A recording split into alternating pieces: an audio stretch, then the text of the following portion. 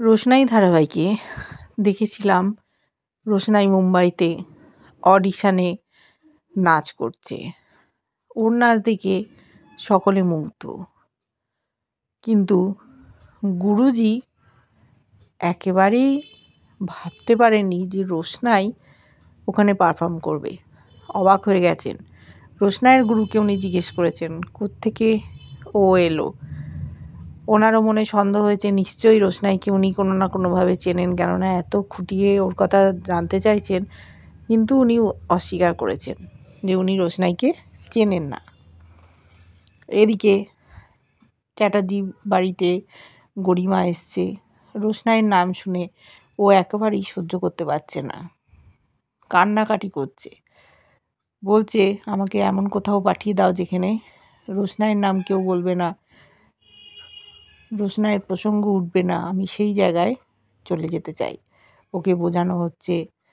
আরণ্যক বলছে তুমি একদম চিন্তা করো না, আমি তো তোমার সাথে আছি। বলেছিল গরিমা তুমি তো আমার আর নেই, 1 বছর আগেই তুমি আমার থেকে দূরে সরে গেছো, আমাদের সম্পর্কটা সেই আগের মতো আর নেই। আরণ্যক বলেছে তুমি এরমভাবে বলতে পারলে। পরিবারের লোকজন, আরণ্যকের মা আরণ্যককে বলল তুমি আজকের দিনে দাঁড়িয়ে প্রতিজ্ঞা করো যে তুমি রোশনাইয়ের সাথে কোনো রকম যোগাযোগ করবে না, ও যদি ফোন করে ফোন ধরবে না।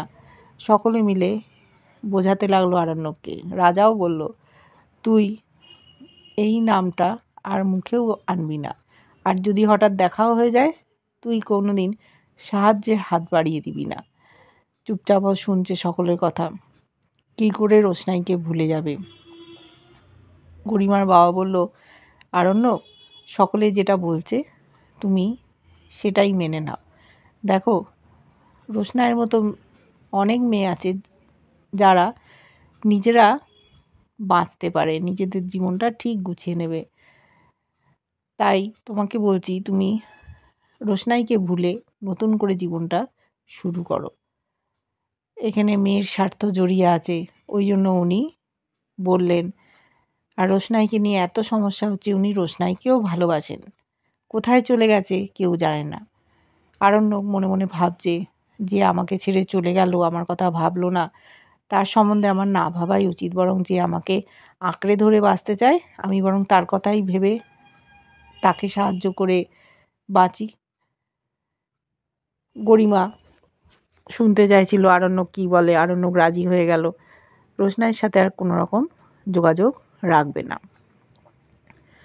দেখেছি গরিমাকে একটা ঘরে নিয়ে গেছে, সেখানে ওর মা এসছে। ওর মা বলছে যে তুমি আমাকে বলো তো এই বাড়িতে থাকার ইচ্ছেটা তুমি কেন প্রকাশ করলে। ও কোনো উত্তর দিতে চাইছে না। বলল আচ্ছা মা, বাবা আর আরণ্যক বলতে চাইছিল যে এই যে অ্যাক্সিডেন্টটা হলো এতে রোশনাইয়ের কোনো হাত নেই, তুমি নাকি কী করেছো, কী ব্যাপারটা বলো তো। বলছে মা সব কথা শুনতে নেই, ওই সব কান দিও না। বলছে কেন। বললো তুমি ওগুলো ভুলে যাও। তারপর বলছে যে তুমি কি আমার এই বিয়েটা নিয়ে খুশি নও, তুমি চাইতে না সেই জন্য আমি এখানে এসেছি অসন্তুষ্ট। বলছে মা আমাকে তুমি ক্ষমা করে দাও, আমি কিছুই তোমাকে বলতে চাই না। ওর মা অনেক কথা জানতে চাইছিল যে কেন এখানে এসছে, বারবার রিপিট করছে রোশনাইয়ের ভালো লাগছে না। বলছে মা তুমি একটু বোঝার চেষ্টা করো, আমার ভেতরটা একেবারে জ্বলে পুড়ে যেন খাক হয়ে যাচ্ছে, আমার কিছু ভালো লাগছে না, আমাকে একটু একা থাকতে দাও। বলছে ঠিক আছে তুমি থাকো। বললো আমি কি খানিকক্ষণ থাকতে পারি। বললো হ্যাঁ তুমি এখানে থাকতে পারো, কিন্তু তুমি চুপচাপ থাকো, কোনো কথা বলো না, আমার কথা বলতে ভালোই লাগছে না। কেন এর আগে কথা বলেনি ওর মা বাবার সাথে, এরকম নানান রকম প্রশ্ন মানে জর্জরিত করছিল গরিমাকে। গরিমার একেবারেই ভালো লাগছে না, এই বাড়িতে কেন চলে এলো সেটাও বলল না ওর মাকে। হয়তো দেখতে এসেছিল রোশনাই আছে কিনা, রোশনাইয়ের সাথে কেমন সম্পর্ক আরণ্যকে, সেই সবগুলো জানতেই হয়তো এসেছিল, কিন্তু রোশনাই অনেক আগেই বাড়ি ছেড়ে চলে গেছে। সকলে ওকে বোঝাচ্ছে রোশনাই আর এই বাড়িতে ফিরবে না, তুমি চিন্তা করো না, তুমি আমাদের বাড়ির বউ, তোমরা লক্ষ্মীনারায়ণ এই বাড়িতে আগের মতোই থাকবে।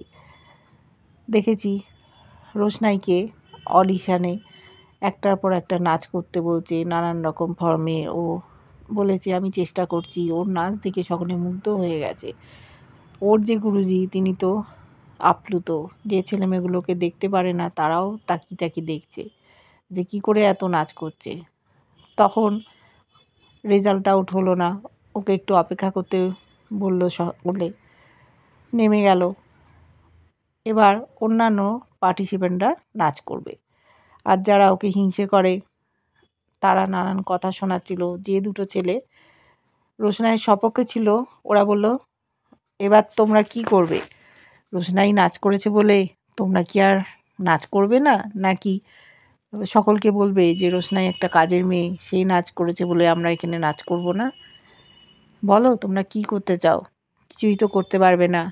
ওরা একেবারেই চাইছিল না রোশনাই পারফর্ম করুক, কেননা রোশনাইয়ের নাচের পাশে ওরা ফিকে, ওরা নাচ করতেই পারবে না, দাঁড়াতেই পারবে না স্টেজে। এইটা ওরা বুঝে গেছিল। ও দেখেছিল যে গুরুজি ওখানে আছে, ওর মার গুরুজি। ও ভাবছিল গুরুজি কেন এখানে, তাহলে কি আমি আর জীবনে এগিয়ে যেতে পারবো না? গুরুজি আমাকে পছন্দ করেন না, উনি আমার সামনে, ওনার মুখটা দেখেও বোঝা যাচ্ছে উনি খুশি নন। এবার কি হবে? আমি কি আপনার স্বপ্নের সিঁড়ি দিয়ে একেবারে উপরে উঠতে পারবো না? এরকম ভাবতে ভাবতে নিচে নেমে এসছে গুরুজির কাছে। বলছে, গুরুজি একদিন হলেও আপনি আমাকে নাচ শিখিয়েছিলেন, তাই আপনি আমার গুরু, আমি আপনাকে প্রণাম করতে চাই। উনি বললেন, না না থাক, তোমাকে প্রণাম করতে হবে না। তখন বলল, এটা আমার মার শিক্ষা, আপনি যেহেতু আমার গুরু সেহেতু মাটিতেও প্রণাম করলো। অবাক হয়ে গেল ওর এখনকার গুরু, বুঝতেই পারলো দুজন দুজনকে চেনে।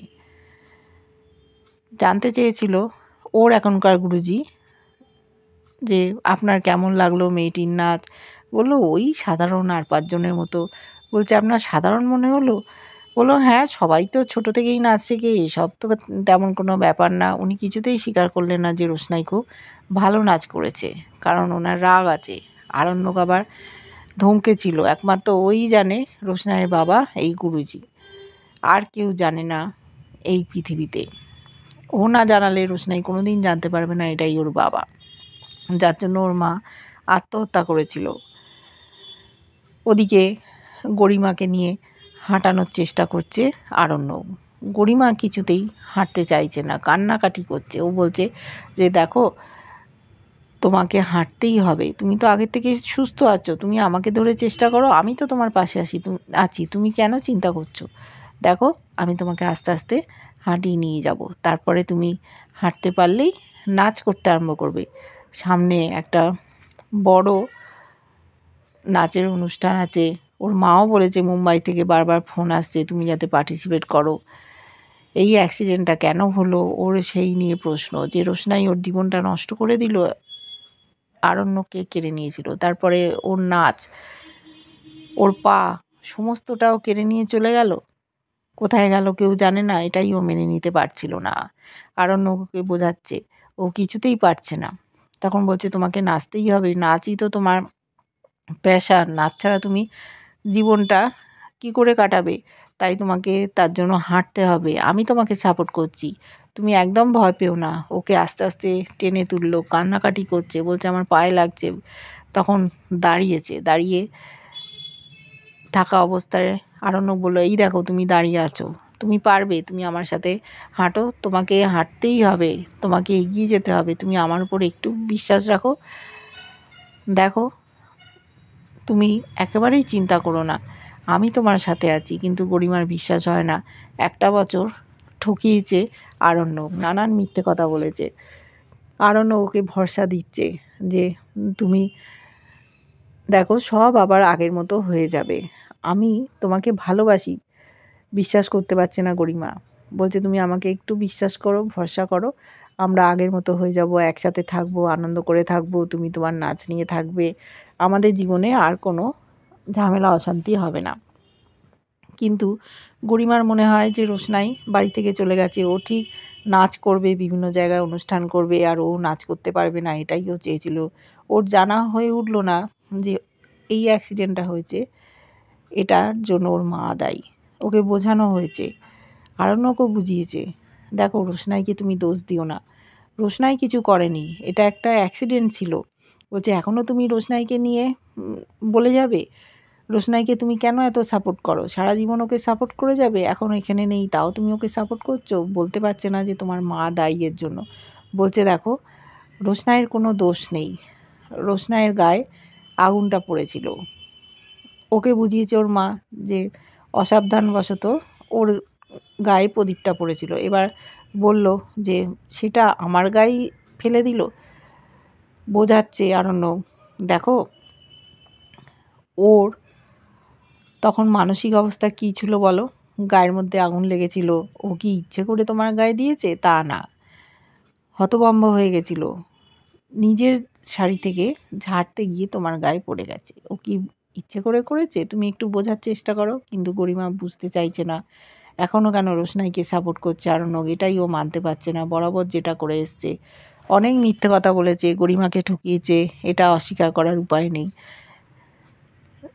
ঘুরে বেরিয়েছে রোশনাইয়ের সাথে, জন্মদিন পালন করেছে, অনেক ঘটনা ঘটেছে, বেনারস চলে গেছে, কাউকে জানায়নি, রোশনাইকে বাঁচিয়েছে, বিয়ে হয়ে যাচ্ছিল রাজেশের সাথে, সমস্ত ঘটনাগুলো চুপচাপ সেরেছে, একবারও গরিমাকে বলেনি। রাগ হওয়াটাই স্বাভাবিক।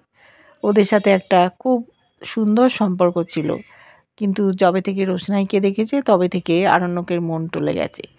আদৌ কি ও গরিমাকে মন থেকে ভালোবেসেছিল? যদি সত্যি ভালোবাসতো তাহলে ও রোশনাইয়ের সাথে একটা সম্পর্ক করতে পারতো না। হয়তো বিয়ে করেছিল পরিস্থিতির চাপে, কিন্তু ভালোবাসাটা আসতো না। প্রথম দিন থেকেই মনে মনে রোশনাইয়ের প্রতি আকৃষ্ট হয়েছিল, সেটা হয়তো বুঝতে পেরেছে। এইভাবে দেখছি গরিমা চেষ্টা করছে যাতে সুস্থ হয়ে ওঠে, আরণ্যকও সাপোর্ট করছে, ওর পরিবার ওর সাথে আছে। এবার যখন ওরা দেখতে পাবে যে রোশনাই চলে গেছে মুম্বাই, সেখানে নাচের অডিশন দিয়েছে, সেইখানেই যাবে গরিমা, এই নিয়ে আবার একটা বিশাল সমস্যার সৃষ্টি হবে। ও কারুর সাহায্য ছাড়াই এত দূর চলে এসছে, সেটা হয়তো ওরা বিশ্বাস করবে না, ভাববে অন্য কারুর মাথায় হাত বুলিয়ে আবার একটা ভালো জায়গায় সুযোগ খুঁজতেও বেরিয়ে গেছে। রোশনাইয়ের অপবাদ হয়তো কোনো দিনই মিটবে না, আর ওকে নাচ নিয়ে এগোতে দেবে কি না সন্দেহ।